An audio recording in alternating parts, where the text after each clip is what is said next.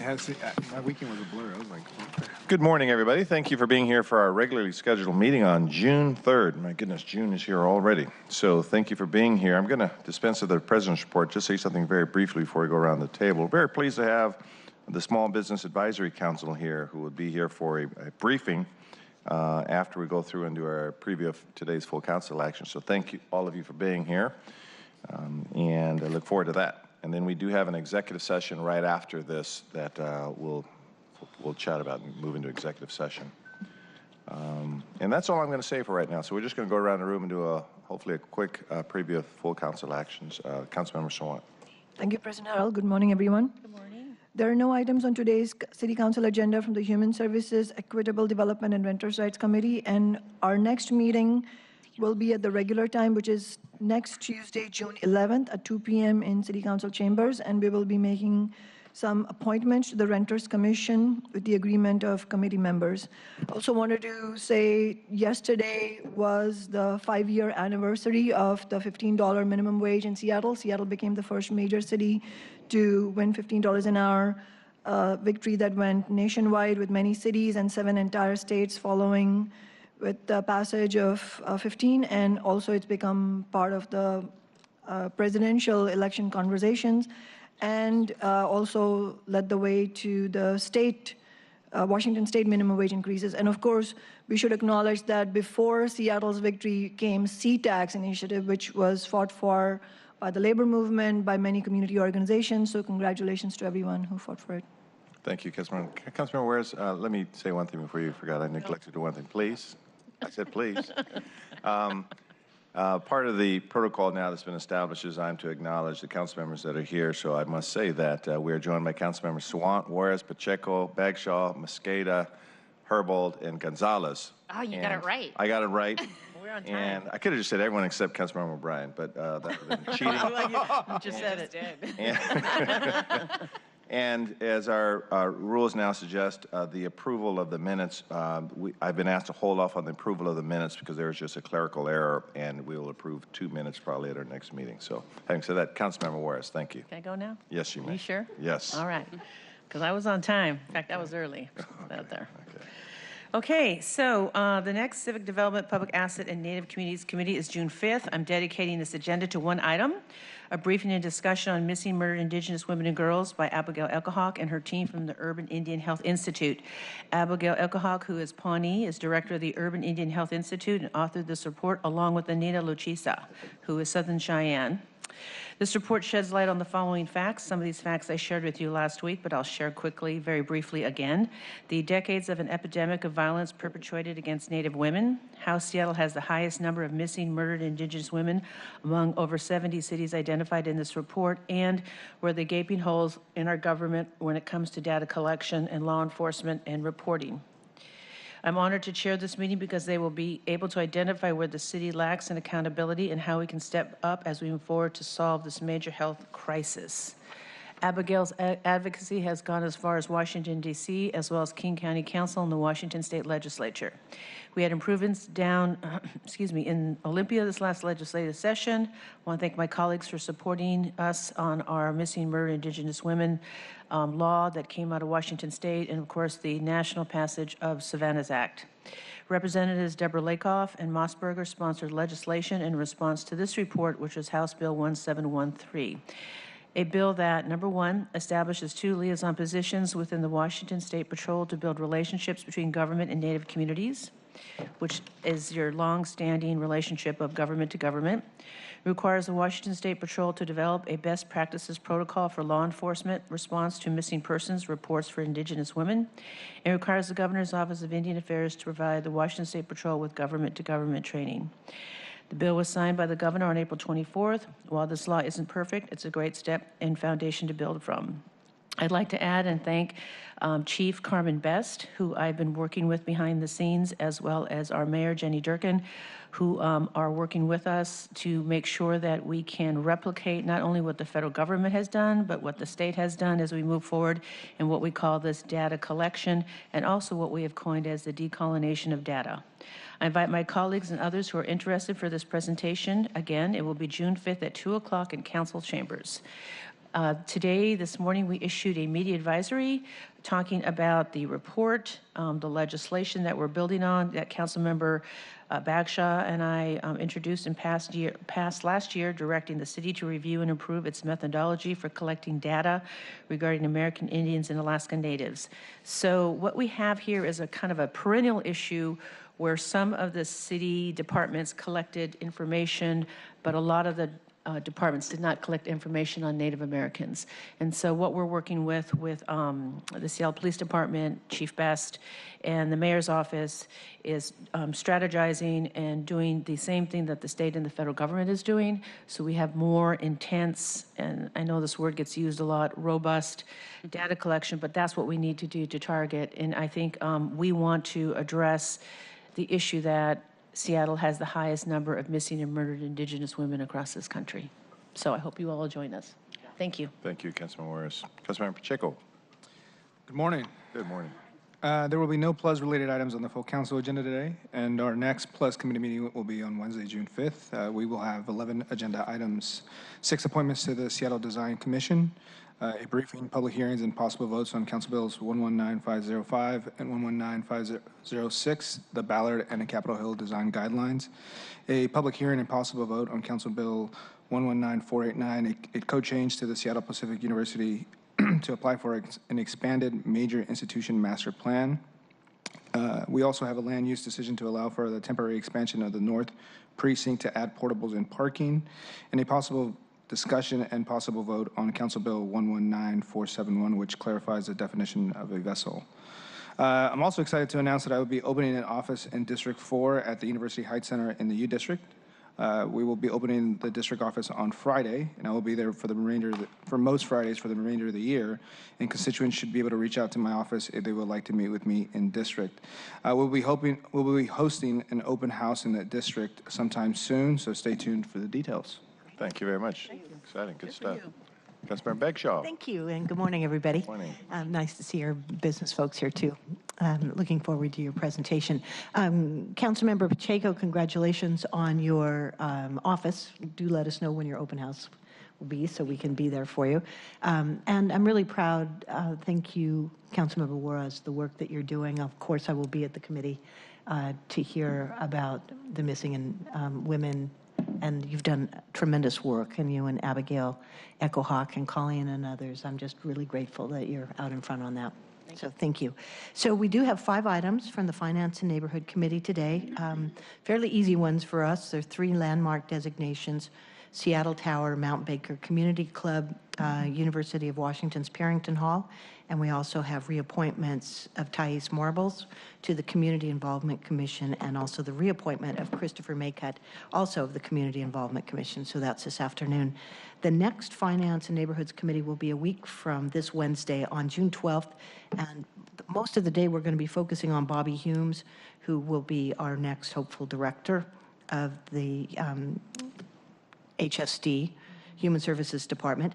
Also, I want to acknowledge and say thank you to, did I get it wrong again? Yes, human resources. It's Human Resources Yes, Department. that's the one. I've missed it twice now. That's okay. So Human Resources Department, HRD. So I do want to acknowledge and say thanks to our Queen Anne Community Council and Uptown Alliance, South Lake Union Community Council, Seattle Neighborhood Greenways, Susan McLaughlin from SDOT, and everyone who came out and joined us last week looking at Thomas Street. This is really a big deal to connect South Lake Union, make sure that our skate park is premium as we had budgeted for it last budget cycle, to make the safety measures available all the way from South Lake Union at Terry Street up to and across the John Coney Bridge and through the Seattle Center. And it is something that is coming together, but thanks to the community for all the work that they're doing and for organizing this ride last week. And also I want to give special thanks to those who have been involved in our City Hall Park work. Many of you know that last year we budgeted money for the Yesler Crescent, that's City Hall Park and Prefontaine, and Fortson Square, and then down 2nd Avenue. But I really want to recognize our King County Superior Court judges who have been very involved in this. Carolyn Whalen from King County Facilities, And then also, once again, SDOT and Parks, our Public Health Department, we really are coming together and making big strides just to make it a healthier, safer park. And a couple of weeks ago, our Pioneer Square Preservation Board authorizes our Parks Department to take out the benches, the cement benches that aren't all that comfortable, but add a lot more tables and chairs, making it a welcoming park for everybody. So you will continue to see changes there with our art facilities as well. Randy Engstrom, thanks from Arts and Culture, working with Colleen Echohawk on Fortson Square. Tremendous, I mean, I feel like sometimes we move at glacial speed, but this one over the last year is really moving, and I'm very pleased with all the people people who have been involved and just the economic development opportunities in this neighborhood because of the work they're doing. That's it. Thank you very much, Councilmember Bagshaw. Councilmember Mosqueda. Good morning. Good morning. There are no items from the Housing, Health, Energy, and Workers' Rights Committee on today's full council agenda. On Thursday this week, June 6th at 9:30 a.m., we will have an extended committee meeting that will go until noon. There's a number of items on the on the Housing, Health, Energy, and Workers' Rights Committee agenda, including the Seattle City Light Review Panel appointment, 3 appointments, and 1 appointment to the Joint Apprenticeship and Training Committee, the Notice of Intent to Sell briefing and discussion on that legislation, a possible vote on the Fort Lawton rezone and redevelopment plan. And as a way of reminder, this will be the 5th time that this committee has brought this issue up, and this comes after 15 years of engagement, and hopefully we'll be able to move the ball forward with this council's full approval coming soon. There will also be a briefing, discussion, and possible vote on extending the rent bidding prohibition by 1 year, a piece of legislation that we passed through my committee last year to help get rid of the eBay-like rent bidding platforms that were escalating the cost of rental units. I want to also remind folks that there is a lunch and learn a little bit after lunch, so you can either bring your lunch with you or eat beforehand. It will be at 1:30 p.m. We are actually hosting this as a special committee, so feel free to join us, one and all, in council chambers here to hear directly from human service providers in the city. This is a continuation of our effort from last year. As many of you have been involved in, we know that the human service providers are the ones who have direct and meaningful relationships with the residents and who are either homeless, on the verge of becoming homeless, or within our community-based organizations who provide a vital and wide-ranging set of services to the residents in the city, ranging from shelter and legal assistance for survivors of domestic violence to employment and food supports to services for those who in Seattle who are experiencing homelessness.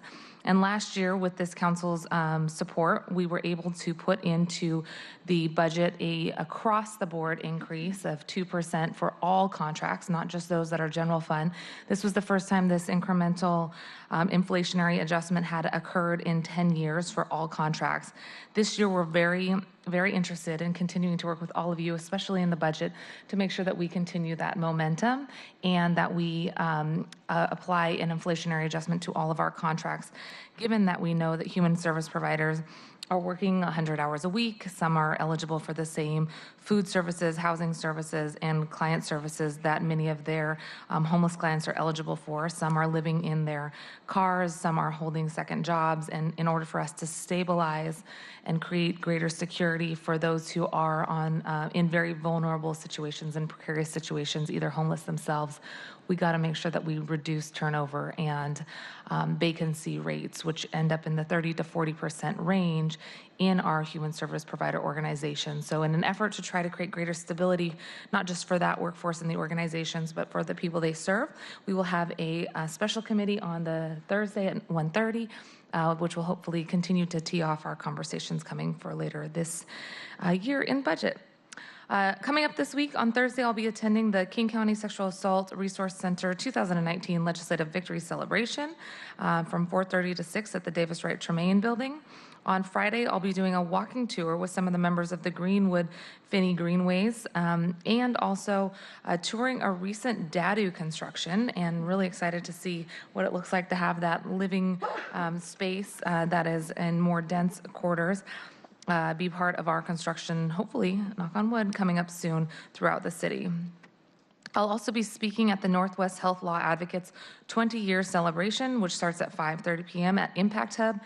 You can get tickets online. I don't think they've sold out yet. Huge congratulations to Janet Varon, the Executive Director of Northwest Health Law Advocates, who I've worked with for, oh my goodness, maybe 15 years now. Everything from Apple Health for Kids to ACA implementation to the exchange and more. They've done a tremendous job, and she is my go-to health policy guru. So very excited to celebrate her and all of Northwest Health Law Advocates' accomplishments over the last 20 years.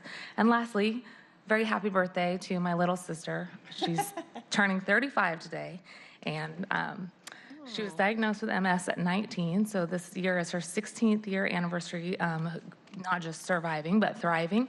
And she's had a rough beginning part of the year, so I know she's not interested in celebrating right now, but we're interested in celebrating her. So happy birthday, Tanya Houston, my little sister, Tanya Sandina. Happy birthday to you. Happy birthday. And Councilmember Mosqueda, just to be clear, your lunch and learn is on June 6th at 1:30 this Thursday, correct? Yes, Thursday at 1:30. Very good. Thank Excellent. you. All right. Councilmember Herbold. Thank you. Before I get started, I want to thank you, Councilmember Mosqueda, for having the foresight to work on the issue of the cost of living adjustments for our human services providers in advance of budget. It's always a struggle trying to address that issue within the context of budget, but by you leading the council to set the policy in advance of the budget, I think that is shows great wisdom Thank you. and Thanks foresight. for all your work in previous years. So I have no items on the full council agenda this week because of last week's holiday. My committee meeting moved to Friday, and council rules are that things that come out of committee on Friday, including our new director's appointment, moved to the following Monday. As far as items on my committee meeting coming up, the Civil Rights, Utilities, Economic Development, and Arts Committee has a special meeting and public hearing tomorrow evening at 5:30 on Council Bill 1195-04. This is a public hearing to extend the effective date of Ordinance 125650 by 6 months. This is the ordinance that Council adopted to temporarily extend the boundaries of the Pike Place Market Historic District to include the showbox. And this legislation will allow the Department of Neighborhood some additional time to continue the work that was described in the ordinance that we passed last year. The central staff memo, which if you haven't had a chance to review it, I can certainly share it, notes that the Department of Neighborhoods expects their consultant will complete much of the work needed to develop some preliminary recommendations to the council by the end of June. And if the recommendation of the Department of Neighborhoods is for permanent expansion, CEPA review would follow that recommendation. This morning, council members received a joint letter of support for this temporary expansion from a coalition including Friends of the Market, Pike Place Market Foundation, Historic Seattle, Friends of the Showbox, Rise Up Belltown, Fisher Studio Building, HOA, Homeowners Association, and Friends of Historic Belltown. Some of these groups did not take a position on the earlier legislation. They are at this time supporting the temporary extension. Some of you may have also read about the efforts of the city in negotiations with the owners' representatives over the last few months. The owners' representatives approached myself to propose a standstill agreement as it related to the ongoing lawsuit, and I think it's accurate to say that the negotiations about that standstill agreement are at a standstill. So one of the pieces of, I think, relevant information in this discussion. Also, folks might be interested to know that there is also this week a separate hearing on a separate effort to actually landmark the property, and that is actually going to be, my public hearing is on Tuesday, the landmark public hearing is on Wednesday. So lots of business related to the showbox going this week. And then lastly, I have Regional Water Quality Committee meeting this week, exciting. And I'll save my remarks to introduce the Small Business Advisory Council when appropriate then. Excellent. Thank you. Councilmember Gonzalez. Thank you. Good morning. There are two items on this afternoon's full council agenda. One is related to the Gender Equity Safe Communities New Americans in Education Committee, and the other is with regard to the Select Committee on Mandatory Housing Affordability. So the first item on this afternoon's agenda is B's Law. So this will be an amendment to the City of Seattle's Paid Family Care Leave Program to amend certain sections to provide coverage to city employees who go through the process of having a child and then have a child pass away shortly after the time of their birth. This is not a hypothetical situation. This is a real life example of something that happened to one of our own city employees. We are doing this as a follow-up to the hard work and the courage of Aaron and Rachel Alder, who came forward to ProTech, their union, and to city leaders to advise us of the fact that there was a gap in our paid family care policies that did not allow them to take paid family leave as a result of the death of their daughter, which occurred 36 hours after her birth. So obviously this was not something that we took into account when we initially legislated this policy in 2016. And we are now taking this opportunity to correct that gap and to ensure that future employees at the City of Seattle don't have to make the hard choice about coming back to work or sorting out affairs and grieving as a result of an immediate loss of a newborn child. So really want to thank Councilmember Mosqueda, who's been working with us on this issue and with the elders on the issue. Special shout out also goes to Sejal Parikh in Councilmember Mosqueda's office, who's been engaging with the family over a year now, doing intensive case management work. So really looking forward to having the alders with us this afternoon. I understand that they will be with us and that they also plan to bring their supporters with them to chambers, and really excited about being able to take this final action. And it's a really good ending to an otherwise tragic set of circumstances. So really appreciate their commitment to allowing us the opportunity to correct this particular gap. The second issue is from the Select Committee on the citywide mandatory housing affordability program.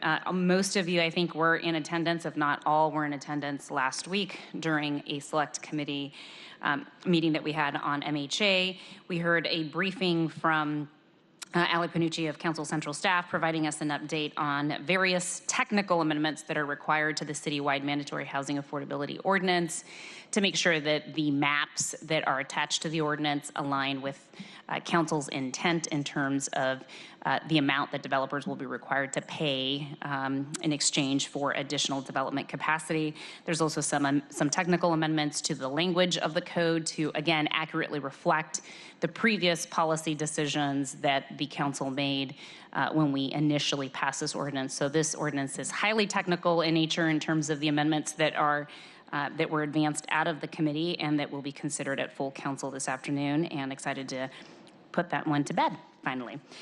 Next, wanted to just really quickly cover some events that I will be doing later on this week in community. Tomorrow, Tuesday, June 4th, I'll be spending most of the day in District 7. I will be doing a tour of the Seattle Repertory Theater, be touring their really amazing theater and chatting with them about their public works program, which is one of their major community engagement initiatives. Really excited about learning more about that. I will then head over to the Sacred Heart Shelter. Sacred Heart is a temporary shelter operated by the Catholic Community Services. Staff there works with residents to develop goals, obtain health and dental care, job and parent training, and assistance towards finding stable and permanent housing. Excited to tour that facility. I'll then be meeting with the good folks over at Uptown Alliance and Uptown Arts and Culture Coalition at KEXP to chat about new arena construction, transportation, and the Uptown's Art District, and whatever else it is they'd like to talk to me about. I'll then be doing a tour of the Millionaire Club charity. For those of you that don't know, that's a Seattle nonprofit temporary staffing agency that connects people experiencing homelessness and poverty with dignified jobs and supportive services. I'm really excited about being able to tour their space and learning a little bit more about the work they do, which of course includes helping people overcome barriers to employment by providing job training, meals, vision services, career coaching, and more. All of that on Tuesday. On Wednesday, June 5th at 6:30 p.m., I'm really excited to head up to District 5 to meet up with a group of Latinx parents from the Northgate Elementary School to chat about education and civic engagement entirely in language. So we will be convening with monolingual Spanish-speaking Latinx parents to talk to them about what the city is doing in the space of education to support the education and the thriving of their children in the public school system. So I'm very excited about meeting with that group of parents in Northgate, District 5. Just thought I'd say it again. She's not listening. Thursday, June 6th, excited to be heading over to the Fisher Pavilion to join the Children's Alliance for their annual luncheon. And then later on that afternoon, I will also be at the King County Sexual Assault and Resource Center event that will highlight the 2019 legislative wins. I'm proud to be on the advisory cabinet for the King County Sexual Assault and Resource Center, so really excited about doing a review of all of the wonderful things that we were able to accomplish this last 2019 legislative session, including the elimination of the statute of limitations on child sex abuse crimes, ensuring better access to sexual assault protection orders, and expediting testing of sexual assault kits. So really excited about joining those folks on Thursday as well. And then lastly, on Friday, June 7th, just wanted to give folks a reminder that Friday is Gun Violence Awareness Day. I believe it's the 7th annual Gun Violence Awareness Day. We are encouraging folks to wear orange to raise awareness about gun violence and honor the lives of those lost by and to gun violence. Of course, we are sitting here today in the aftermath of yet another mass shooting and another series of shootings in our own city as a result of gun violence. And it seems apropos for hopefully all of us to be able to participate in some gun violence awareness events and in a day of remembrance on Friday, June 7th. We will also be presenting a proclamation. I'm going to circulate it to folks. This was sent out on Friday, and we confirmed with your offices that you all want to sign on to it, so I'm going to circulate that now. We're hoping to have some of the advocates in chambers with us this afternoon, but if not, we'll make sure to deliver the proclamation to those folks in due order. So that is the proclamation that I'm circulating now. Also wanted to just remind folks with regard to Gun Violence Awareness Day, there's going to be a big day of action this Sunday, June 9th. It is called Wear Orange Greater Seattle Rally and I-90 Bridge Walk. It is being organized by many of our good friends, including Moms Demand Action, Zero USA, Everytown Survivor Network, March for Our Lives Seattle, Students Demand Action, Alliance for Gun Responsibility, Brady Campaign, League of Women Voters, and many, many more. So for those who are interested, we'll be posting this information on my social media network, but just wanted to give folks a quick verbal a sense of the details. So this will be on Sunday, June 9th, 2019. Folks will be meeting at the Sam Smith Park at the Urban Peace Circle at 1400 Martin Luther King Jr. Way South. The rally begins at 10 a.m. near the Urban Peace Circle sculpture in Sam Smith Park. And then the walk on the I-90 bridge begins at 11 o'clock a.m.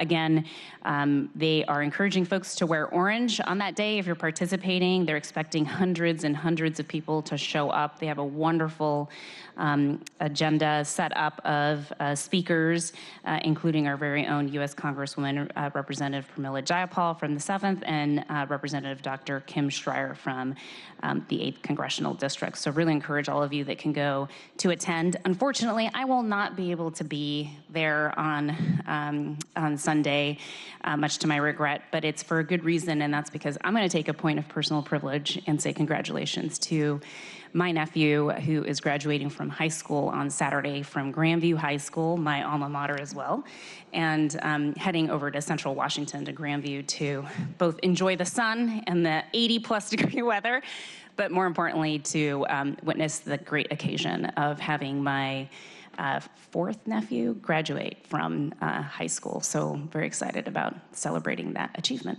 As you should be. Congratulations to yeah. Councilmember Bryan. Thank you. There is nothing on this afternoon's agenda in the Sustainability and Transportation Committee. We do have a committee meeting tomorrow afternoon. Just 2 items on that agenda. One is an appointment to the Pedestrian Advisory Board, and the second is we will get a briefing on a statement of legislative intent that we put out last year around emerging technology and mobility options. Just as a reminder, the SLI was 35-3-A-1, and we asked the Department of Transportation to come back with a survey of anticipated new mobility options like scooters, transit pods, and other non-motorized vehicles that may be coming to Seattle in the next 3 to 5 years. We asked them for an evaluation of other cities' efforts to address these emerging private transportation investments and a strategy to integrate these options into the transportation network in a safe and sustainable manner, including the possibility of utilizing bike lanes for these modes of transportation. So I'm looking forward to that presentation and discussion. Just want to flag a couple other things. We're going to have a public hearing a week from tomorrow. I just want to give a heads up. That's on the backyard cottage and in-law legislation, or ADUs. That'll be starting here at 5:30 in Chambers on Tuesday, June 11th. So we're expecting a pretty good turnout for that. So hope some of you can make it and be prepared for probably a couple hours, I'm guessing, of that meeting. A reminder on that ADU legislation. The goal would be, we will be back in committee on June 18th. My hope is that people will be ready to discuss and vote on amendments in June 18th and potentially vote that bill out of committee on the 18th. If folks continue to hear from constituents and figure out where they're coming down on various aspects of it, love to work with you on making sure we tee up the amendments in the appropriate order. Obviously, we're kind of waiting to hear what we hear from the community next Tuesday. But if folks have ideas on what they're thinking based on last week's discussion, I want to continue to work with folks on that. Thank you, Councilmember O'Brien, for responding to the issues that I brought up last week. I'll continue to follow up, but appreciate your position. You betcha. That's it from Sustainability and Transportation. Thank you, Councilmember O'Brien. Okay, thank you for all that. I did put a note that Councilmember Mosqueda did advance a athletic analogy when she said move the ball forward. So we got that. Note to self. Okay, let's, Councilmember Herbold, why don't we have our guests come up for our Small Business Advisory Council briefing, and we can actually get more chairs if we need to. That is not a problem. Okay, we're good? Okay. And once everyone gets settled, I'd ask that you push the gray button such the green light is on and bring the mics a little closer to you. You don't have to bring it too closely. And before we do introductions, I'll ask Councilmember Herbold to tee the issue up, and then we'll start with introductions. So Councilmember Herbold. Thank you. I want to first start off with recognizing the fact that one of the mayor's first actions as mayor of the city was convening the Small Business Advisory Council. And then the year following that convening, she also signed an executive order identifying what some of her top priorities are, in addition to the items that the council has identified as their priorities. I really appreciate your work on some of those items, namely creating a welcome packet for both new businesses as well as the welcoming packet is, I think, as I understand it, is useful for existing businesses as well. You're also working on taking a look at some of our B&O tax struggles. We often talk about the regressivity of our taxation system, and that includes the impacts of taxes on small businesses. I also want to give a shout out to the mayor for her reconvening of the citywide business. Yes, it's a technical IDT that exists to tie the efforts of departments across the city to act as advocates for small business as they try to navigate various city systems. So that's just a quick overview. Appreciate the work you're doing, and eager to learn more and expose your efforts both to the council as a whole and generally to the public and business community. Thank you for that introduction, Councilman Herbold. As we do introductions, Mr. Lee, Bobby Lee, I'd ask that you maybe elaborate a little bit on your introduction. I don't know, I think you've met with most of the council members, but the public needs to know he actually is a former elected himself in another jurisdiction, but maybe you could elaborate a little bit on your background and then tee up the discussion as well, if you don't mind. Sorry to put you on the spot like that. Oh, no. I'm used to it. Okay, all right. Thank you for allowing me to be here. Just moved here from the city of Portland. I served as a director of economic development for Portland. Prior to that, I served for 2 governors, Kit Hopper and Kate Brown. Prior to that, I worked in the private sector in the semiconductor manufacturing field. A lot of your memory chips on your iPads and your phones probably came from that company. And then prior to that, I worked for a nonprofit that delivered workforce development programs. And so I started as a case manager and moved on up, but it's similar to the Workforce Development Council here in Seattle. It's for Portland. And then prior to that, as Bruce mentioned, I also served on the Eugene City Council, where University of Oregon is located, one of the most progressive cities in Oregon, and had a chance to work in the field that you're in now and dealing with a lot of public policy issues, very challenging issues that you're all dealing with. I am familiar. With that introduction, I also want to mention that I am from a different country. I moved here from Korea when I was 15, and so I bring that immigrant experience as well. Very Thank good. you for allowing me to speak a little bit. Would you like me to go ahead and proceed from here? However you'd like to proceed. Okay. Well, I'll go ahead and introduce. I'm going to keep my comments short because we only have 30 minutes, and there's a lot of questions around small businesses these days, and so I'll keep my comments short. But I'd like to introduce our pristine 3 co-chairs who've been leading the Small Business Advisory Committee. We have Donna Moody, who is with Majority Restaurant, and then Taylor Wong with Taylor Wong Restaurants, and Tracy Taylor, the Elliott Bay Book Company. We also, of course, have Councilmember Herbert Mosqueda, who serves, and as well as Juarez, who serves on this committee and been very, very active. Diversity of issues that small businesses face is just endless. And so to have folks who actually live the day-to-day experience lead this charge, it's just been great for the committee. I want to thank all 3 of you. It's not like they get paid a whole lot to serve in this role. It's a voluntary position, but they've taken it very, very seriously. But not only do they take these issues very, very seriously, but what I found was that they're also very interesting people and very fun folks. And someday I predict there will be a cable show about these 3 running these really interesting issues. And with that, I'll turn it over to Donna, who's going to kick us off. Is that right? Yes. So I would first like to thank everyone in the council for having us here today.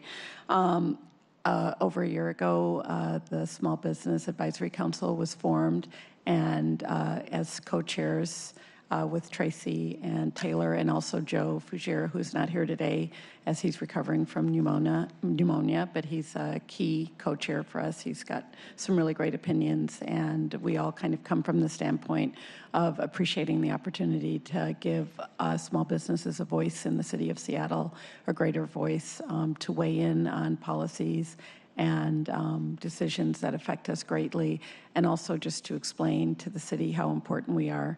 It's well known that 95% of Seattle establishments are small businesses employing less than 50 people.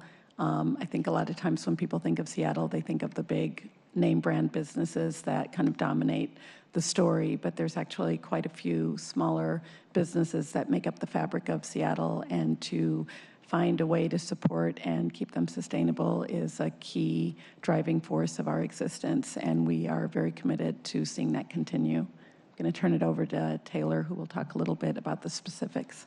Great, thank you, and thank you for having us today. And just to set the record straight, 0. We don't get paid 0. Not even parking. We're advocating for parking, but we'll see. So thank you. So after the mayor convened, there's about 23 of us on the council with representation from different districts and from different segments of the business community. and including to Councilmember Herbold. Thank you for attending our meetings and being there for us. We worked with, over the course of a number of months, we worked with Solite to really define what are the strategies and goals of the Small Business Advisory Council. And through many months of discussions, working through a lot of different ideas, we narrowed down to 3 strategies in which we wanted to, the Small Business Advisory Council, or SBAC, would be working on and making recommendations to the mayor's office as well as council. The first, I'll go into a little bit more detail of each strategy, but the first strategy was to study the economic and social impact of city policies on small businesses. The second was to amplify small business narrative. And the third was to provide more support to the SBAC and small businesses within the city. And then we took it further and defined each of the strategies into tasks, and then what do we want, or the goals for those tasks were. So under the first strategy, which is study economic and social impact of the city policies, the first task was to really research and define the criteria for small businesses. As you may know, we have different policies and regulations, and it give different definition for what a small business is. And that's very confusing, and it doesn't, there's a lot of overlap, but it doesn't allow for a smooth transition into enforcement. So the goal of that was to recommend a definition and or criteria for small business.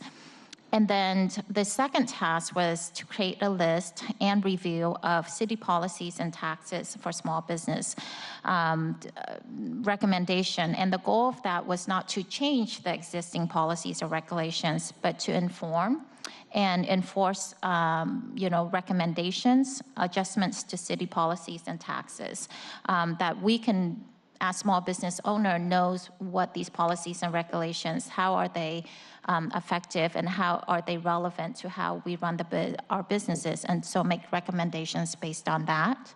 And then the third task was is to assess and analyze the permitting procedures and processes by various city departments. So for example, we are meeting with the Seattle Department of Construction and Inspection this coming month, and it was the reason for this meeting is to assess the city system's impact on small business and on an ongoing basis, and how these permitting and whether it permitting and inspection, how they affect small business when it comes to construction, tenant improvements, and so forth. Strategy 2 was to amplify small business narrative. Like Donna shared, 95% of our business in Seattle is made up of small businesses. And so we wanted to amplify and identify messages and key points that we can talk about small businesses and share their contribution to our economy in the city. And then the third one was really about bringing more support for small businesses. So reactivating the city business advocacy team, as Councilmember Herbold mentioned, creating and distributing a commercial affordability toolkit, and to help small businesses take a look at how they are able to afford the rising costs in commercial real estate. And then the fourth task was to create a small business welcoming packet. And the fourth one was to create a website for small businesses where we can, bring all of the different permitting, questions, taxations, information into a collective website that small businesses can go to obtain their information. And all of this was with the goal to connect existing and new businesses with ongoing resources within the city. And then all of this was sent to the mayor's office, I believe, as well as council for recommendation. And some of these are being worked on right now, and then some of them are ongoing processes that we are working through. And Tracy can share with you a little bit more. Hi, thank you. So out of those recommendations, the mayor put forward an executive order for a small business welcome packet, the SBAC team, city taxes and fees study, and the small workforce development challenges. So just a little update, and Taylor talked a little bit about the small business welcome packet update that we're hoping will be both physical and website, available in different languages. There has been a group, and Taylor's been working with the OED to put that forward. They're in draft process at this point.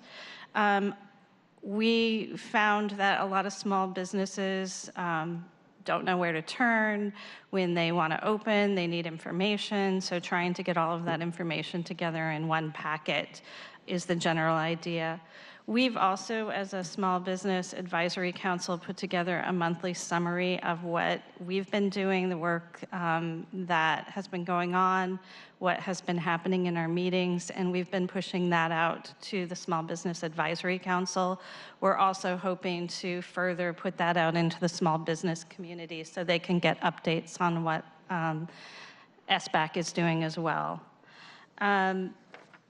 We've worked on establishing CBAT, as Councilmember Herbold mentioned, or reestablishing CBAT so that there is one central place you can go to as a small business when you have questions.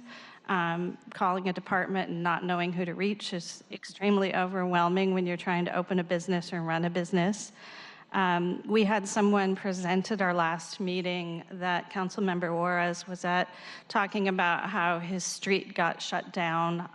There was PSC work going on, there was construction work going on, there was a snowstorm, the snow got plowed in, all the street was barricaded, and none of the customers on any of those businesses could get to the businesses. All done without any notice. So the question was, who do you call when you have a lot of different departments that are engaged around your business? So we're doing continued work on that. There's a city taxes and fees study that we've been working on putting together, working with FAS, SDOT, SCDI, looking into B&O taxes, street use, and permitting fees. We're drafting a report of those, which we hope to have in mid-July. And then we've worked on a small business workforce development. A survey was put out to small businesses about hiring needs, and that survey closed on May 1st. There were 72 responses, and the OED and SBAC have been reaching out by phone call to talk to other small businesses to sort of further that narrative. And there will be a draft of recommendations that will move along to SBAC probably within the next month. So that's where we are on the executive orders. Thank you. Very good. Let me know when we can ad lib, or is that the close of the formal presentation? So we should just make it up as we go with some Q&A? Yes. Okay, very good. So I missed the part where, how big is the council and how many members are there? I know you are the 4 co-chairs. About 23 members with 4 co-chairs. And how do... And 2 members from council. And the small neighborhood chambers of commerce, how do they get information on what you're doing, or you seek their input? Is there some interplay between the other sort of infrastructure of small businesses? Can you elaborate? So we had actually last week our first meeting with the business community as a whole, including all of the chamber businesses. And, you know, we weren't able to have this meeting until about last week because we wanted to make sure we have a lot of our, the first year was just working through a lot of our, you know, structure, goals and strategies. And then as we're getting the work plan moved along, we brought in the business community last week, engaged with them, shared with them the same presentation, answered questions, and it will be a process going forward that we will have regular meetings with the neighborhood chambers in order to keep everyone informed. Yes. Mm-hmm. And just to chime in on that as well, most of the members on SBAC are involved in their BIAs or their local chambers. So I think the idea in reaching out and looking at the different districts and areas and neighborhoods of the SBAC was to make sure that they're informing their communities as well. So that information is going out. So sort of a radioactive question, but what is the the general consensus on how Seattle treats small businesses? Are we small business friendly? Are we the worst place for a small business? I mean, what are your constituents saying about small businesses? Let's just sort of get it out there. Seattle is kind of recognized as a difficult place to own and operate a small business. I'm sorry, Donna, what did you say? I said Seattle is recognized nationally as a difficult place to own and operate a small business.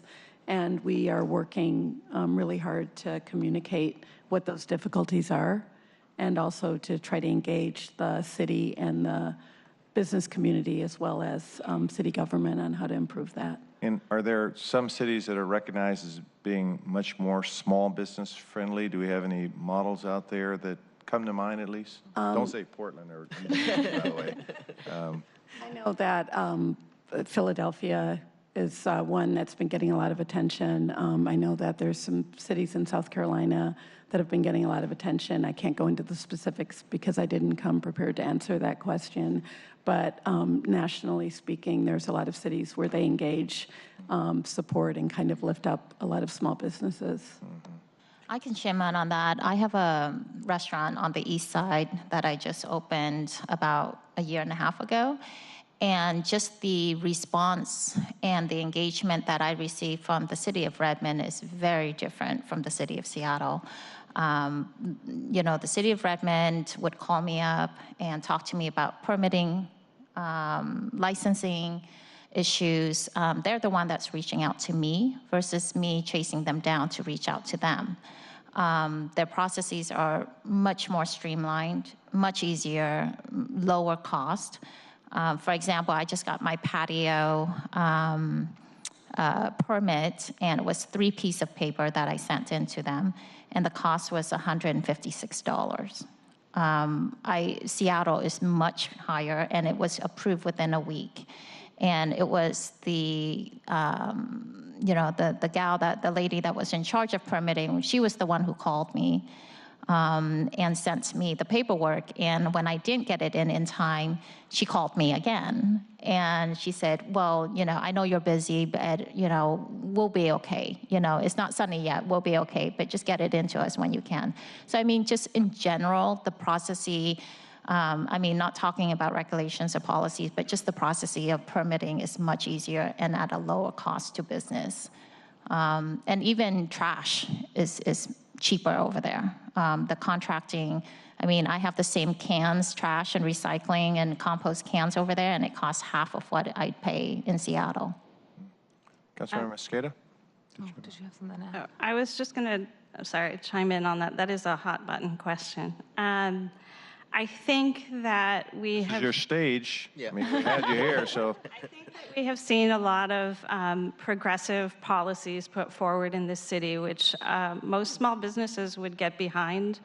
But I think that there have been some unintended consequences that have fallen on small business that have been hard to take and hard on small business. We get swept up in the concept of business, and big business and small business are interrelated, but they're also separate. But we have had to deal with a lot of unintended consequences of what have been really good and progressive policies. So it's hard to have to work with that, and we're all feeling it, or most of us are feeling it. So Councilmember Mosqueda first, but then Councilmember Bagshaw is in queue as well. So thank you all so much for being here, and I'm excited to hear the report. I know our staff has been participating, and I'm looking forward to participating in the zoning and permitting discussion. That's the issue I hear the most about. First, I want to say I'm really excited about the new director's potential to bring to this department. Having studied and looked at the Portland Mercado system and seeing how he's created incubators for especially small women and minority-owned businesses to have a place to grow and thrive, and then facilitation by the city, I think that's really great leadership. Second, I think that there's a distinction, an important distinction to Council President Harrell's question, which is how is Seattle being perceived? I think, you know, it's important to remember that nationally, we do get national attention for being one of the best places to have a small business. In fact, just 7 months ago, Forbes magazine says the best places for business and careers in 2018, Seattle leads the way. And among the 15 metrics that they look at, Seattle is doing the best, except for in the cost cost of living section. It is very expensive to live here, mostly because of the cost of property.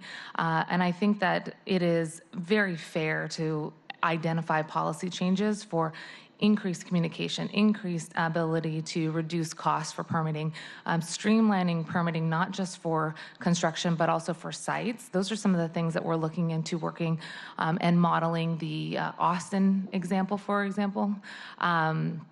And I think that there's an important nexus there between what I'm really interested in as the chair of labor and what I think you all are interested in as small business owners. We need to make it easier for you all to build these new spaces. And in doing so, that helps our building and construction trades get the jobs and have job security. That helps those who are in the service sector have access to the good jobs that you're able to provide.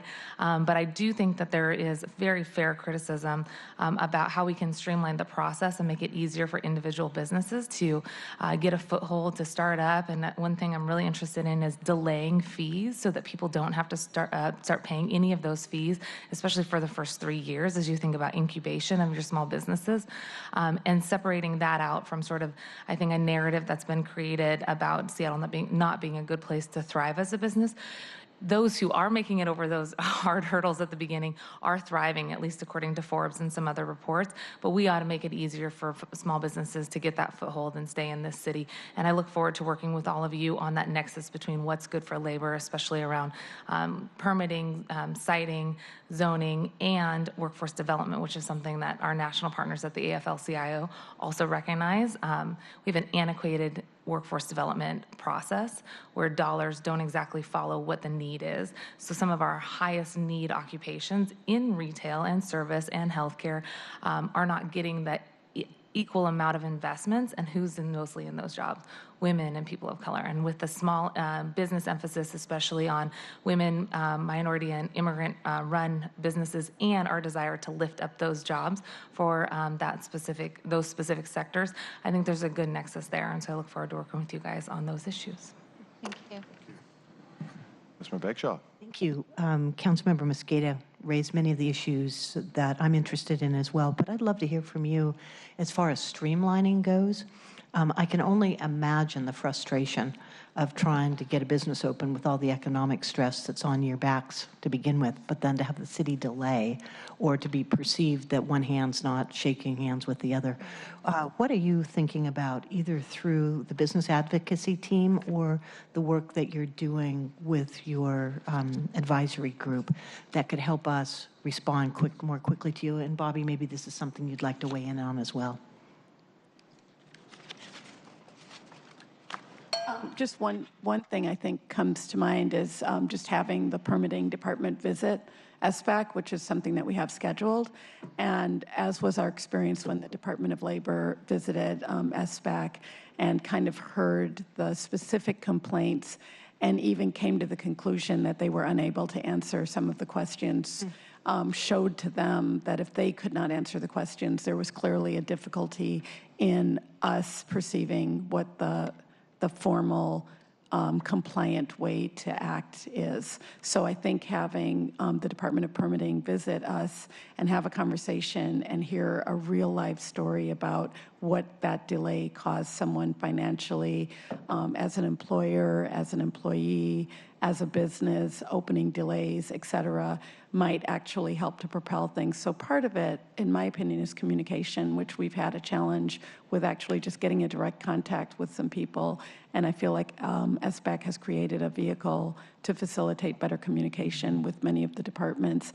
And in that way, just to amplify our voice and make our concerns louder. When you hear it from one person, it's difficult to imagine that all small business are experiencing something. When you hear it from a group that represents small business, it becomes clearer what these difficulties are and how we can possibly overcome them. Thank you. And I noticed Michael nodding his head behind you.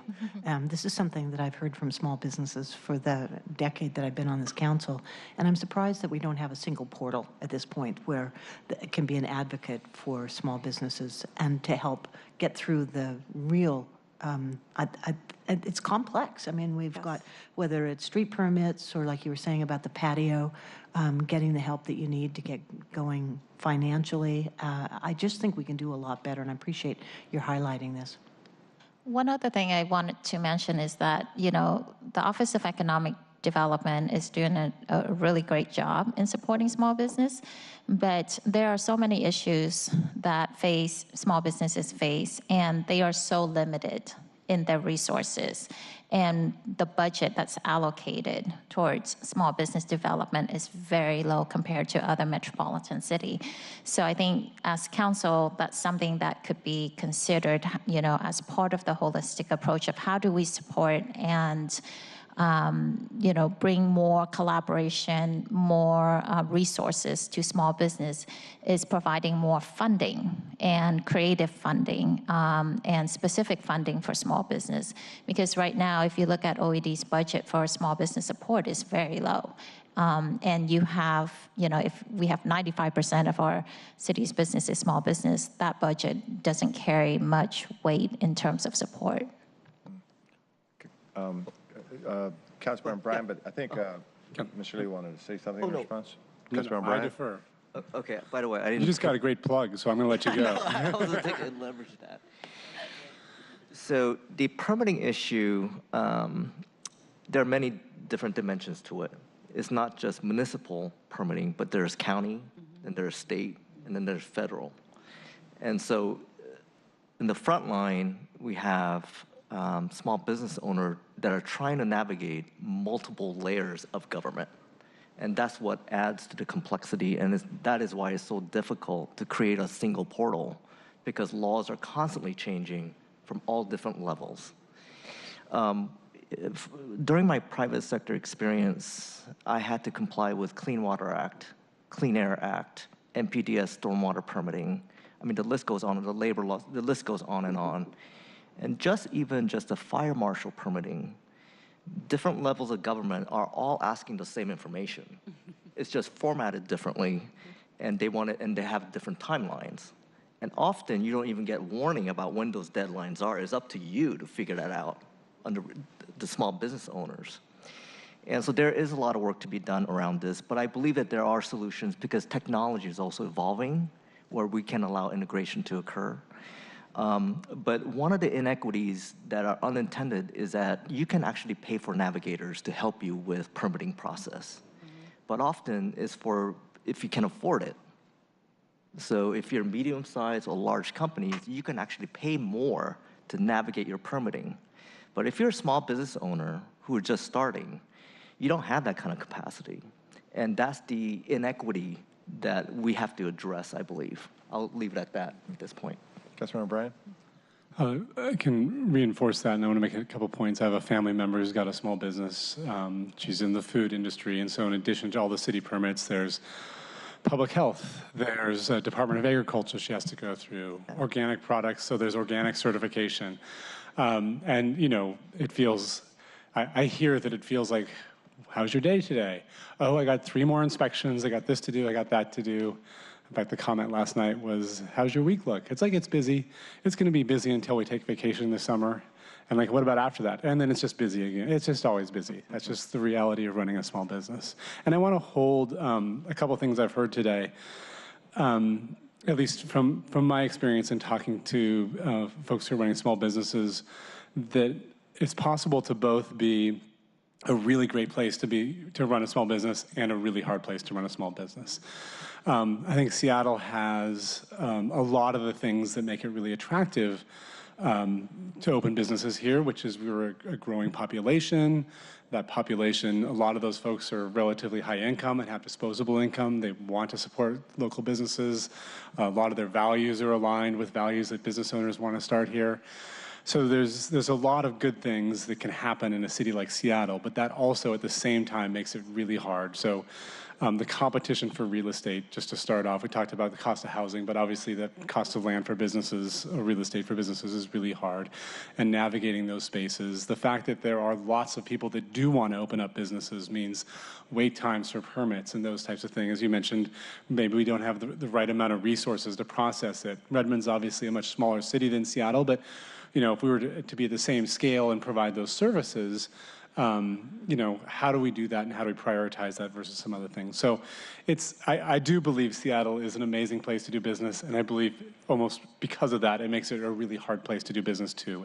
And once you get beyond all the city things, for instance, if you're in a restaurant business, you got hundreds of new restaurants open competing with you every single week that you have to fight with. And so even taking the city's permitting and regulatory space out of the way, it's a hard competitive environment. But when you're successful, it's great. You all flagged this question that I think continues to come up, and from a policy perspective, it's something we struggle with, is this question about what is a small business. And I don't want to pretend that there is a right or wrong answer. But we do, there are businesses that are very successful in Seattle. There are businesses that are going out of business every week because they can't make it. There are new businesses starting up that are undercapitalized and are making massive family sacrifices just to get their foot in the door for the first couple years, hoping to get going. There are businesses that on paper may look large as far as volume and sales, but their margin is so thin because of the competitive environment or the industry they're in. And we, elected officials, and really the general public, are often, depending on the moment, will say, well, look how successful businesses are. Are they doing their fair share? Have you come up with some way for us to think about what is a small business, or types of businesses, or ways to categorize it so we can approach it? Because it's really hard when we're finite resources, lots of challenges in the city. And we know some businesses are doing really well and maybe could do a little more. But when we do a blanket regulation, taxes, whatever, on everyone, it can really be devastating to the smallest businesses. But it's really hard to draw that line. Yeah. I can probably make a comment. I think there's different categories of businesses. And I think, first of all, that's something that we're definitely actively working on in conjunction with OED to look at the research and look at what other cities are doing to define small business. But in my experience, also working as the ED of Ethnic Business Coalition, is that, you have what I call micro businesses, very small, less than 10 employees, immigrant-owned, minority-owned, and they are small, local, community, one-store locations. But and they experience a whole different set of challenges than a 10-person tech company, which could be considered a large business based on their gross revenue. And so when we as city legislate policy, we lumped everybody as small business versus micro business, or less than 50, or based on gross revenue or what their margins are. As an industry, it really does have a lot of unintended consequences for these micro businesses, and they don't have the capital injection. It's capital access to capital is very limited. Understanding the regulatory compliances is very complex. Even some of us in the discussion with the director of labor standard, couldn't come to an agreement on the issue of tips. And they were confused, we were confused. And so, if the department is confused, how are we as small business owner able to understand what are we to comply with? And they have very limited resource in terms of going out and getting that extra help, like, Bobby said, because, and it puts them at a further disadvantage, equitable disadvantage, because if as a small business owner, I'm able to go and hire an attorney or a third party to navigate all of my permitting process, and you have someone else that isn't able to have that capital resource to go and do that, it puts them at a further disadvantage. And we're not recognizing that. I don't think we're recognizing that. I don't think we're providing resources for that.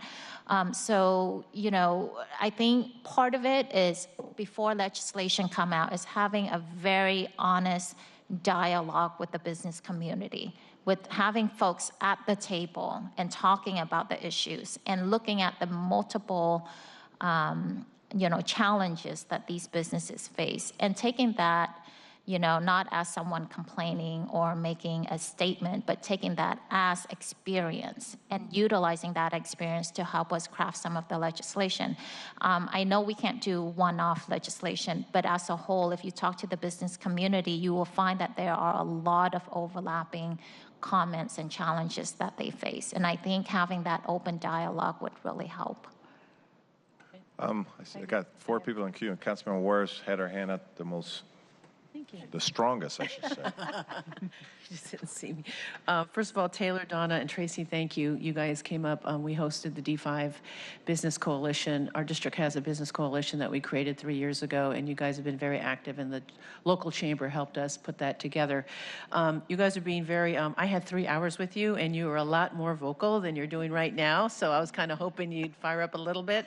I know that in that 3-hour meeting, OED was there, Pedro was there, and OLS, Marty was there, and gave a lot of information, and you had a lot of issues that went beyond just the taxes and policy. I mean, you were concerned as small businesses.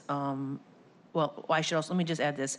We also had Annetta there, who owns the Coffee Clash, who also is in D5, and Shisa, who owns the Nexus Hotel and the Saffron Grill, who actually hosted that, and they are stalwarts in our D5 Business Coalition. But I remember distinctly a lot of the issues, and I took really detailed notes, as we all did, Shana and I.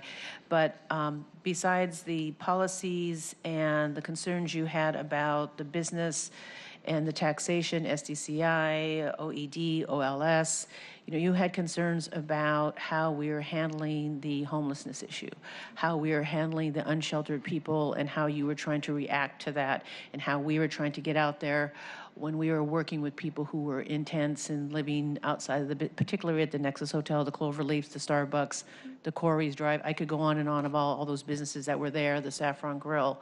And I know that you guys work closely with the NAV team as well. A lot of you shared that with us at the meeting. And so I'm glad you're here. I'm glad you're here with my colleagues to be candid and open about some of the other struggles that you deal with. I appreciate that you laid out their strategies and goals and when your reports are all coming out, but I know that you have this frustration, and I try to carry this back to my colleagues as well. So I was hoping you can just be candid and touch on some of the issues that did come up, because you were very clear with Marty about some of the issues you had. You were very clear with OED on some of the issues, and with me about some of the issues that you had, and I was hoping you would share some of that with my colleagues as well, since I got an earful for 3 hours, which was fine, because I got to eat great food, so it was wonderful. Gave you chocolate. Yes, and you gave me chocolate. Thank you. Your Get it chocolate. from? Your chocolate. Oh, yeah, you did. I would just like to start by saying if there's anything that we've overlooked, it's not from a lack of a willingness to bring it up or a lack of candor. It's more so from there's such a long list that as we approach discussing it, I mean, the 3 of us have no problem being candid and saying what's on our mind. No. And I think that we are coming here today and we're talking to you in general, and we've started this or become a part of this SBAC because we care so deeply about small business, and we care so deeply about its presence in our city, and the fact that small business is the fabric of the city. If we were gone and we just were a city of big corporations, Seattle would not have the personality or the attraction that it does. We're committed to the city and to what we do as a business. So for me, not to bring up homelessness is not because I don't care about it or it's not on my mind, but it's more that I had this list on my mind, and it is a big issue for us. So it's a big issue because we have a lot of constituents that talk to us about not being able to enter their businesses because first they have to remove some people who are blocking their door. It's an issue because we've got a lot of people that used to come to our businesses from outside of the city that have stopped coming to our businesses because they don't appear clean anymore. There's such an issue that it's really large. It doesn't mean that we lack compassion or that we don't want to do something about it, but we're also struggling as small businesses. So we're not sure what kind of assistance we're going to get or how these items are being addressed. And we've seen some of the same organizations deal with this topic without much success. So we're concerned about more money going to some of those organizations and seeing the same kind of lack of results.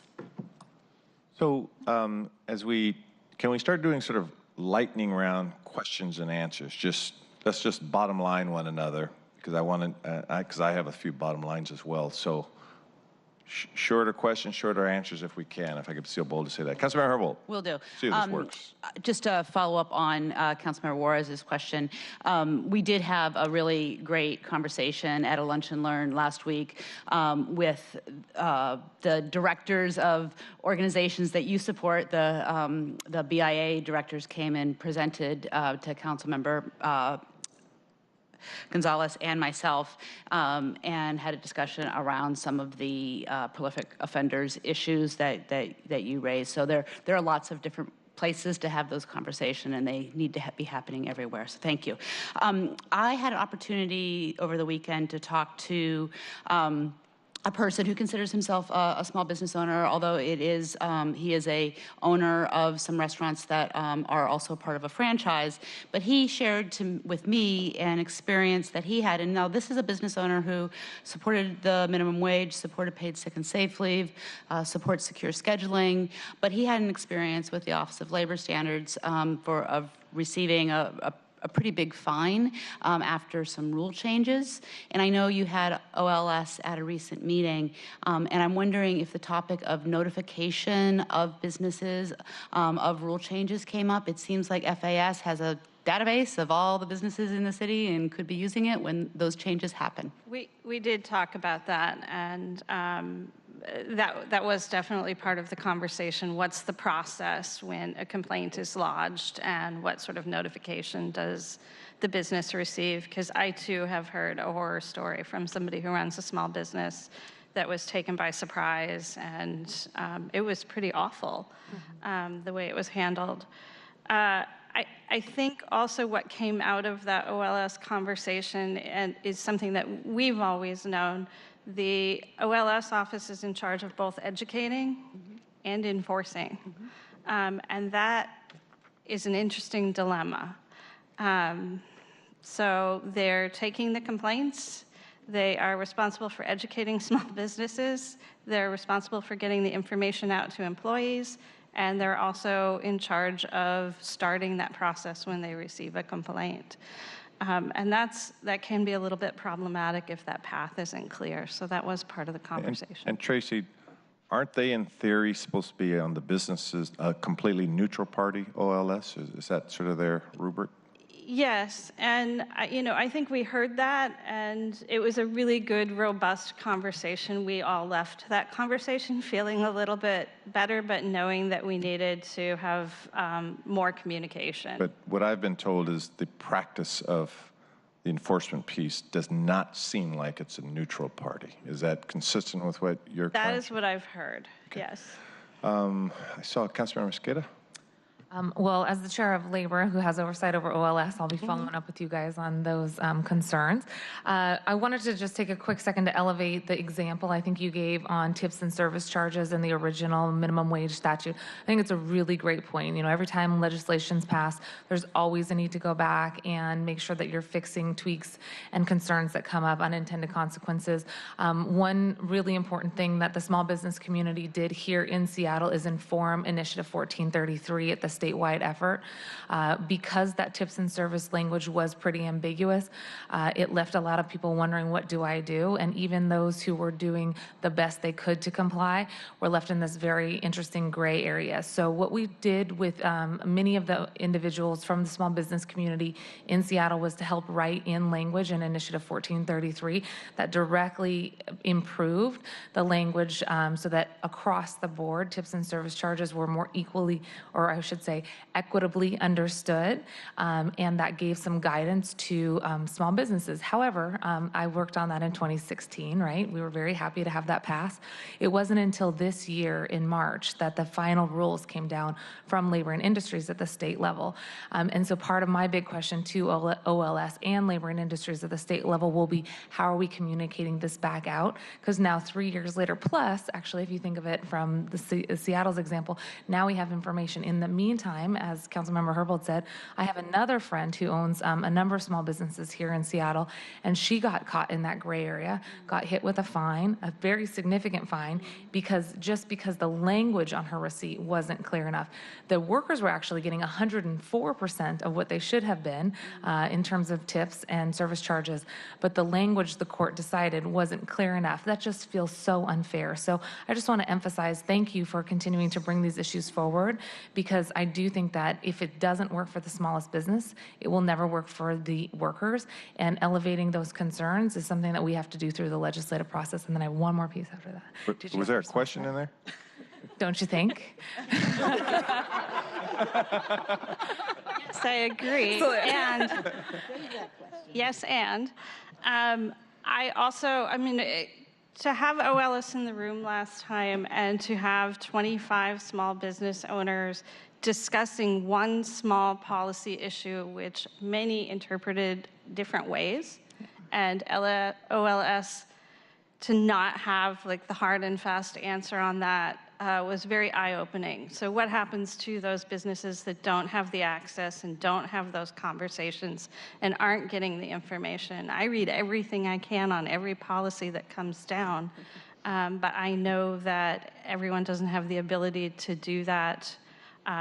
I feel good picking up the phone and calling and asking questions when I have them, but I also know that every small business owner does not feel that way. And it is intimidating to call OLS and say, I don't know if I'm in compliance.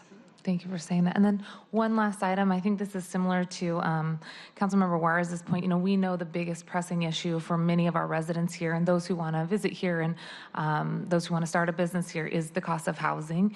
And obviously that's connected to the homelessness issue that you all brought up. One of the issues that I hear as we do our district tours, we go to a different district every month, from small businesses, is that many of their employees are now having to commute 2 hours in. Many of their employees have no access to childcare, so they're having to have the stress of worrying if they're going to get home on time for their kiddos and their families. And with that type of cost of housing concern that's happening here, I'm wondering if you can tell us, as you talk about improving standards, which we hear you and want to work with you on for how businesses can operate in this city, is the issue of housing and the need for density in the city something that the small business community is helping to elevate? Because I think there's this dichotomy where some of the city believes that we don't need density, and that's harmful for you know, the way things are, or the character of our neighborhoods. And yet what we hear from small businesses is it is very hard to attract workers and keep workers because the cost of housing is so cumbersome that people are being pushed out of the city. Has the Small Business Advisory Council had the chance to weigh into the density issues? Because I think your voice could carry a lot of weight with combating that anti-housing, anti-density message. I think two things come up from that question. One is that there's the homeless issue, and then there's also the issue of housing for middle income dwellers in the city. And there is a lot of support, even though it's there's more needed, and there's definitely a need for more effective support for low and no income individuals. But the mid-income housing gap is what's forcing out of the city our workforce. So we're having a hard time not just maintaining employees, but keeping business owners in the city who also fit into that middle income bracket as well. And as we see rising costs, we're seeing basically people and even some businesses, we're going to Tacoma, we're going to Renton, we're going to Burien, even going to the east side, which is considered like a higher income bracket, but more affordable living in some ways. And then I think with homelessness, it's really important to separate people that are on the street because they have a housing issue and people that have mental illness and drug issues. And I think if that's not a clear way of addressing that issue, there's always going to be confusion about what we're doing, how we're solving it, and what approaches we're taking. I think that's key, because I think that there's a population that needs a different kind of help than what many people in the city are able to offer. Councilmember Pacheco? Sure. You have a comment? Just what I'm hearing is just a lot of the intersectionality, I think, of a lot of the larger issues. So, and I think that's what my colleagues are really trying to get to, is just the issues of homelessness, affordability, and so forth. One of the things I think that what I'm sensing is that the big elephant in the room is there's been this acrimonious relationship between the city and some small businesses. And I think I'm glad that the chair of budget is here as well to hear this, because I think it's important for us to think about what we can do to streamline, as well as create like a navigation or some form of navigation for small businesses to think about during the budget process. But one of the things that I'm really hopeful that we can kind of focus on, at least maybe as just as a moving forward, is thinking about, I know during MHA, there was a requirement for development in pedestrian zones to include small commercial spaces for more affordable businesses, to create more spaces, more affordable spaces for small businesses. I'd be looking forward to just as if SBAC could analyze those outcomes as MHA is implemented, so that you can report back to the council, so that to see that we're achieving the desired policy outcomes. Very good. We can definitely put that as part of the work plan that we have. Just a comment and an observation on what Donna has said, what Councilmember Mosqueda have said, and also Councilmember O'Brien. I think the bigger picture is that there are overlapping issues. There's internal, external, and environmental issues that small businesses face. Yes, it is a great city to have a business because there's a lot of a growing city, there's a big population, there's a lot of opportunities.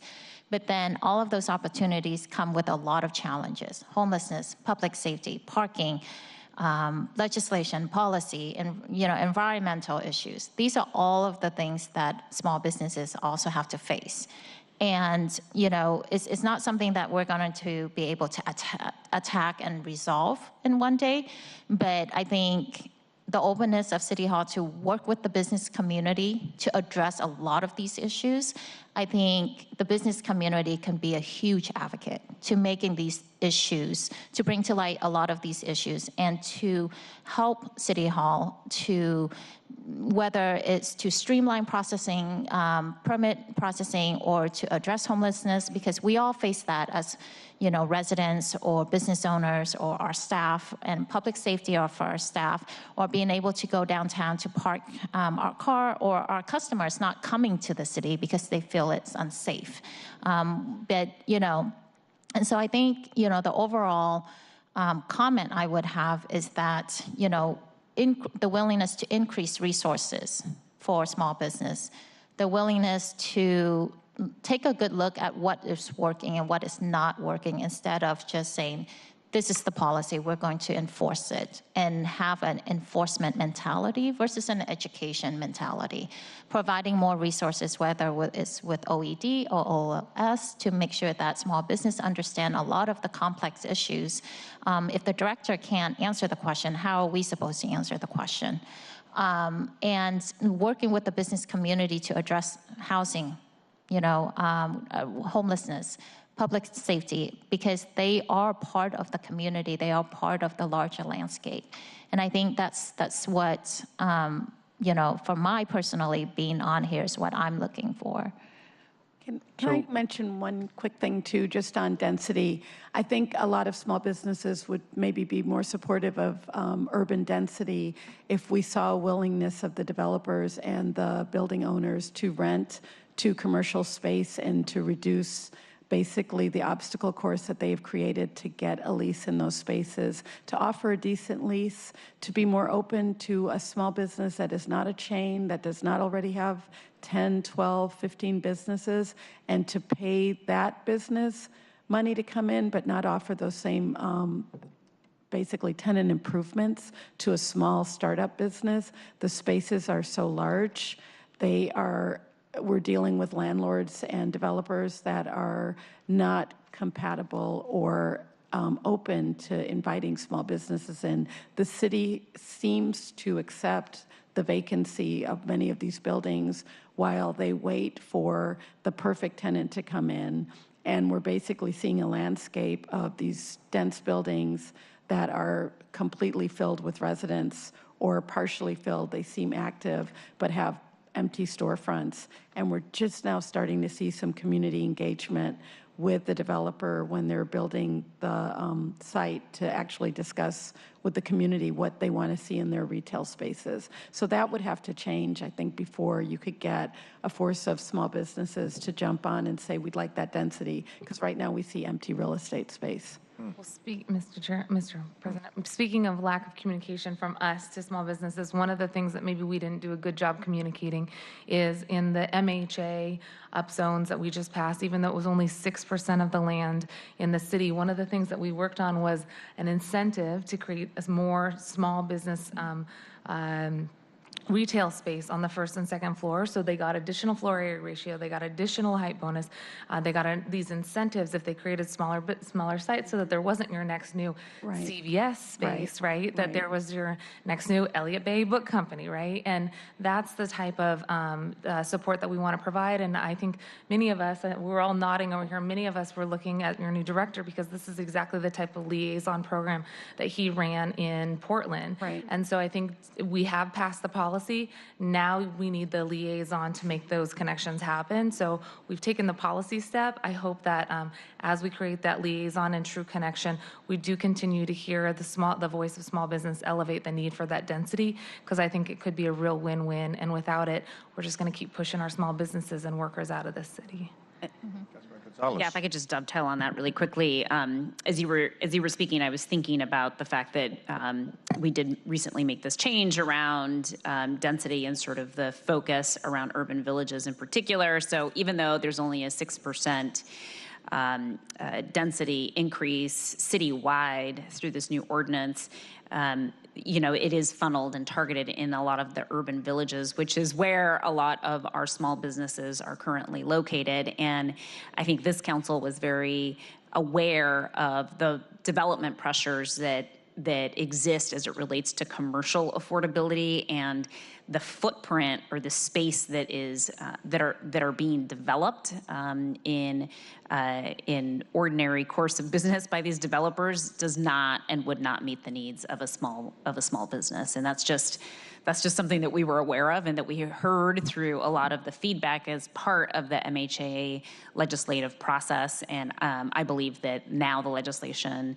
that has passed and is now in implementation phase really does take into account in a more deliberate, intentional way the retail space needs and restaurant space needs of small businesses throughout the city in those high concentrated growth areas that are urban villages, that really are sort of the spine of those urban villages is our neighborhood business districts. And so hopefully we will begin to see a change in the next couple of years. It can't ever come fast enough, and I recognize that, right? We have some grandfathered projects in the pipeline that will not be subject to this requirement, but my hope is that in the future, as permits begin to come in, there will be a real opportunity to create that pathway and that runway to allow for more accessibility and opportunity to small businesses for that space. And I'm looking at Bobby because I know that when he and I had a meet and greet, I think it was a week ago now,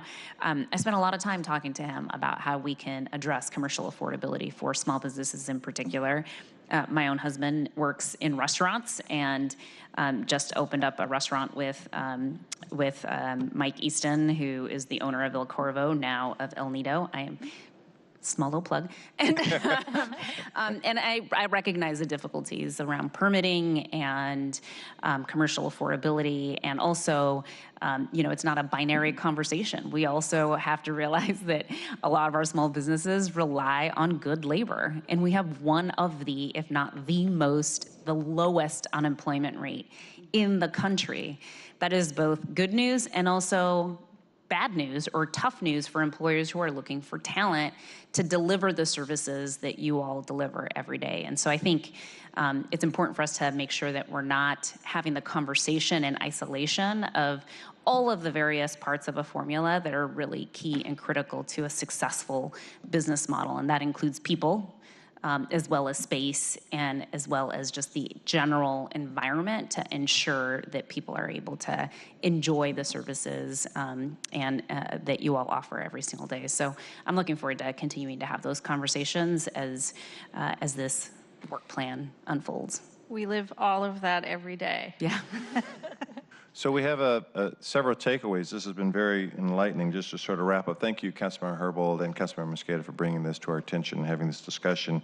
It's really timely because one of my takeaways is, as we enter into our budget system, I want to recognize Pedro Gomez here from OED as well, that we sort of need ownership of the issue, and that we need people and resources to make sure that who is responsible for making sure we have this this advocate, whether it's a navigator or someone that can ensure us that we have a very strong climate for small businesses. Who owns it, so to speak? And so I think we're going to try to come up with some creative ways to make sure we have ownership of the issue. I can tell you some horror stories on, I have constituents in my district, District 2, on their dealings with OLS. Years ago, we created a position in the Seattle Office of Civil Rights when we started looking at many of our progressive civil rights legislation, that they said, well, can we have someone in there that could sort of help navigate and help with the conversation? But again, the experiences with OLS is who's supposed to be sort of a neutral party, that doesn't seem to be what we're hearing in the field. And so I'm incredibly concerned about that. So. I would like to say, because I feel like I just threw OLS under the bus, Marty came to our meeting, and just having that conversation cleared the air in a lot of different ways. So I think that they recognize that, and they're striving to do better too. I wanted to get that in there. That's fine, but that's inconsistent with what people are telling me. And I'm just going to be candid with you, so I only know how to be. So anyway, so the conversation is really good timing for us to think about how we could be good partners for you. So I want to thank you again. Thank you. By the way, you had a slide thing. It's not voice activated. You had to press the button, but we know it was there with the points you had. We didn't move from slide 1. So are we okay? Everybody good? Any closing comments? Are we good, Lisa? Councilmember Herbold?